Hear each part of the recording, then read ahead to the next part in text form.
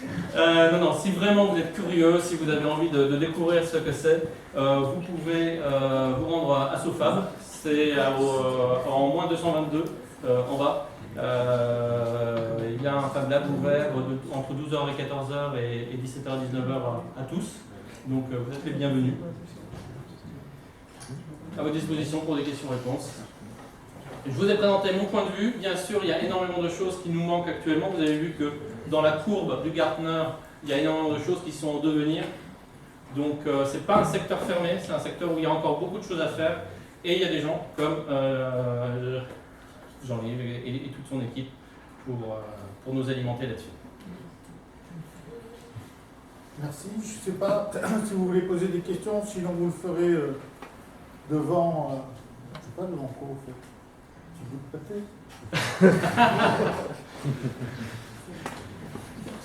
Non, des questions? Vous êtes sûr que vous voulez tout de suite, hein? Allez.